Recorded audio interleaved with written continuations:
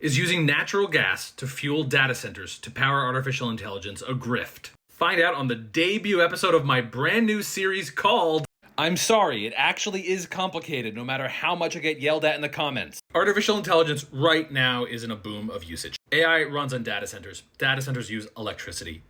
A lot of it. By 2028, data centers could use 12% of all US power. It is possible that artificial intelligence is in a pure boom cycle that will go bust soon. I've done videos about that. All of the numbers and the projections we use here and elsewhere are coming from somewhere. Sometimes it's trade groups and lobbyists. Sometimes it's academics and researchers. I'm a journalist. I try to vet those numbers, or at least put in context where they're coming from. Everywhere around the country, there's conversations around data centers and effects on local environmental concerns and community needs. Data centers are kind of like the gas stations of an AI age. They are necessary bits of infrastructure, but how many you need depends on how much usage there is. So in some sense, the story of data centers around this country is the story of gas stations in the 1910s and the 1920s as automobile usage expanded.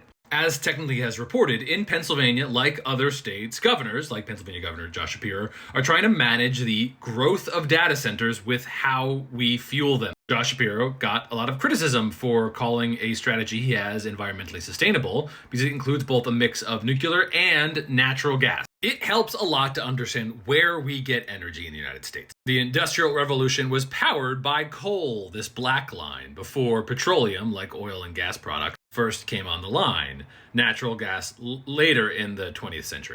Coal usage has been declining sharply in the United States, but mostly it's been replaced by natural gas products. Renewables like wind and solar and nuclear are the goals, but are federally divisive for reasons that are out of scope for this video. That's why natural gas often gets called a bridge fuel. Relative to coal, natural gas emits less carbon. So to put it plainly, I want green line and pink line to go up, but it's politically complicated. Overwhelmingly, my preference is here. The grift comments come in different places, and let's dissect them in our last 10 seconds here. There are bad faith energy actors that call natural gas a bridge fuel just because they want to stay hunkered in their industry. That's true. There, it's just seen as a stall tactic to lock us into fossil fuel dependence. Many of the scientists and projections out there show that we can't decarbonize fast enough without gas. But sensibly, others argue that we'll never get to a more renewable future as long as we have natural gas. And is it worth building out metaphorical gas stations, data centers, with uncertain usage if they require a reliance on this bridge fuel?